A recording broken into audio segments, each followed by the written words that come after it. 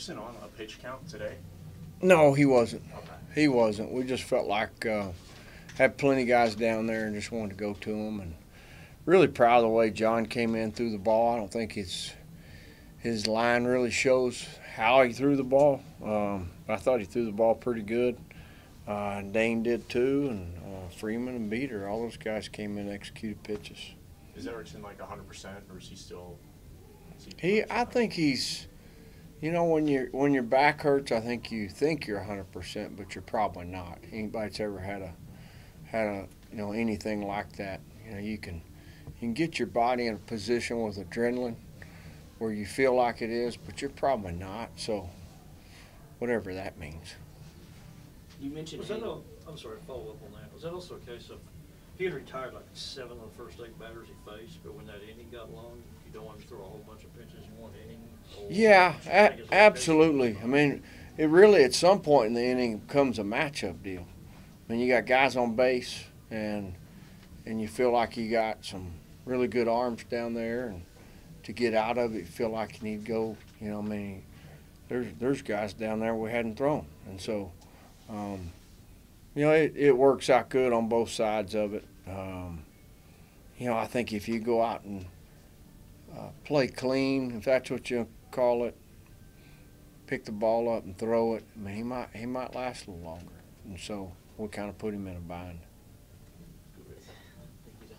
You mentioned going to the series, you wanted to get through a lot of arms and give you more opportunity. Was this a game you were eyeing to do that, or was it just kind of how it fell with as many guys as you got in? It's just how it fell. We're dealing with. I mean, if Erickson had gone out and gone 9 today, that would have been fine. We'd have a bullpen full tomorrow. You were talking about John, how you were impressed with him. What specifically impressed you about his performance? I thought the fastball command was a little bit better. I thought the breaking ball command was a little bit better. And with him, he's always been a guy that needs to get on the mound. And the more he does, the better he gets. And I think you're seeing that right now. I think, it's a little bit each time that, his rhythm's getting a little bit better. Freeman didn't throw long, but he got you out of a big key situation. He sure did. Sure did. No, he came in, with the bases loaded? Mm-hmm. I mean, kind of had a 2-out rally going there, came in with the bases loaded and got a big out for us. I don't remember exactly. I think it was a ground ball to Josh. With the whole series now behind you with Michigan, we talked about how this team's been bouncing back each year.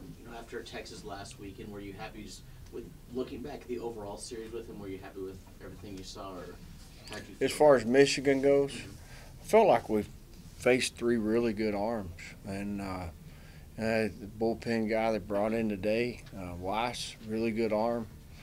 Left-hander there has some pitchability. As far as overall, everybody's in a different spot. When you got 35 guys, each guy's in a different spot on your roster, and you got some that it's some have great days, some don't. The challenge is trying to get each of them play at the highest level they can each day.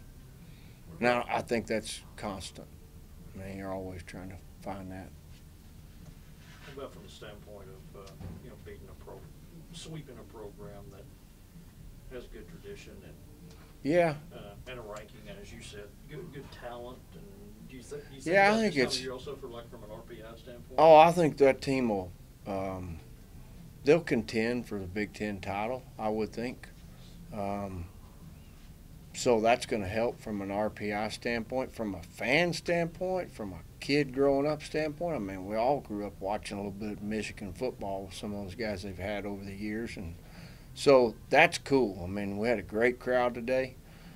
Really proud of our crowd. Really appreciate people coming to the ballpark. I think that energy they bring to the ballpark helps.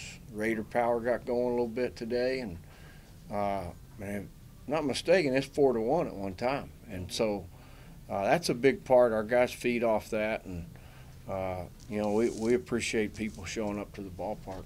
Coach, 5 games in 5 days, or 3 days through that stretch. As a coach, what do you kind of look out for the most to stay cautious about when it comes to your guys playing this many games in this many days?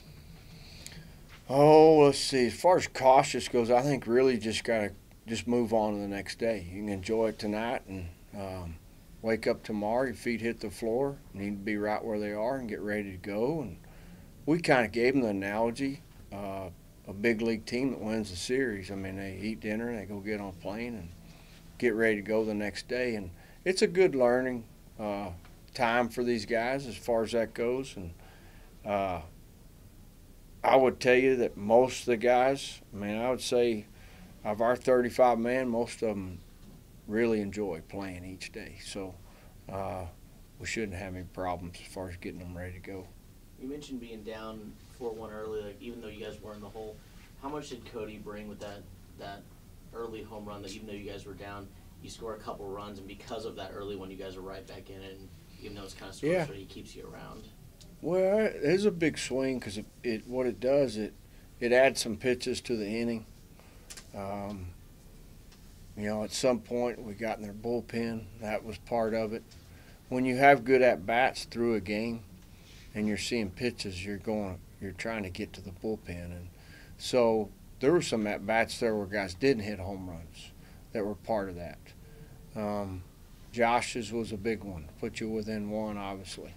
Fun to watch him hit, isn't it? I mean, fun to watch a lot of them hit, but when guys hit it like that, we should appreciate it. I mean, it's a really good hitter walking up there.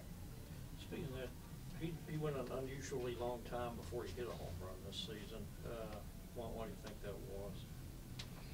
People maybe pitching around him a little bit? You know, Josh is a gap-to-gap guy. I mean, he's not a guy that's he could probably hit more and maybe not hit as well. And so I think it's just coincidence. I mean, it's really hard to go up there and try to hit them. Yeah. So, I mean, and maybe they'll come in bunches. Who knows? You started Mason Menzie today. Is that kind of because he's playing against his home state? No.